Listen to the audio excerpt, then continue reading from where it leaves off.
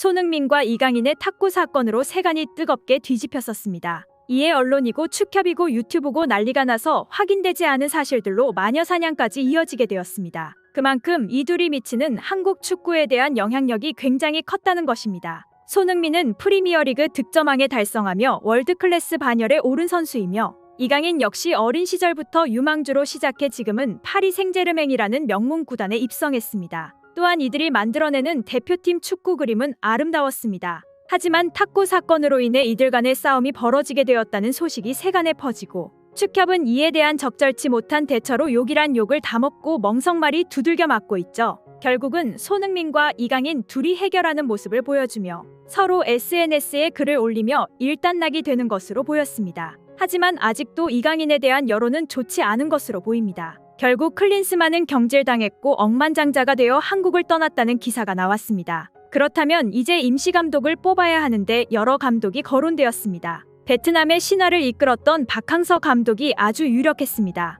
하지만 황선홍 감독이 임시감독직을 맡게 되었습니다. 이에 여러 여론이 있지만 그 틈에 무언가 주목될 만한 점이 있었습니다. 축구계 관계자에게 들리는 바에 의하면 이강인과 손흥민의 런던 만남은 황선홍 감독이 적극적으로 나선 결과라고 합니다. 황선홍 감독은 이강인과 지난해 열린 항저우 아시안게임에서 한국 축구 금메달을 같이 만들어냈습니다. 황 감독은 이강인의 재능을 높게 평가했고 좋은 용병술로 이강인을 다스렸다고 합니다. 이강인 역시 황선홍에 대한 신뢰가 깊은 것으로 알려졌는데요. 아시안게임 후에는 황 감독님께 너무 감사하다며 고마움을 표하기도 했습니다. 두 선수의 불화를 해결하는 데 큰 도움을 줬다고 판단하는 황 감독이 임시감독직을 맡는다면 한국 축구 대표팀은 선수들끼리 충돌 후 치러진 요르단과의 아시안컵 4강전에서 단 한 개의 유효 슈팅도 기록하지 못하고 패배했는데요. 아프리카 BJ 감스트는 불화 소식이 전해지기 전 혹시 싸운 것 아니냐며 이렇게까지 팀워크가 맞지 않을 수 있냐며 의문을 제기해 화제가 되기도 했습니다.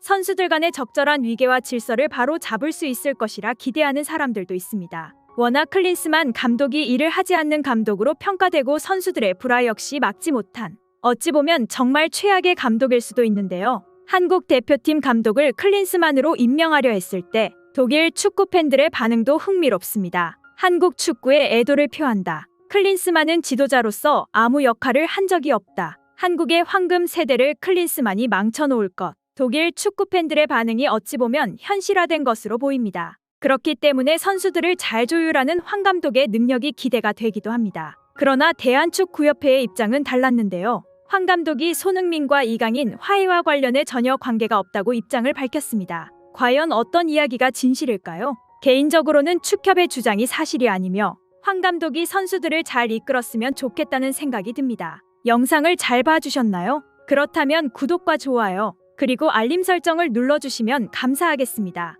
저에게 아주 큰 힘이 됩니다. 감사합니다.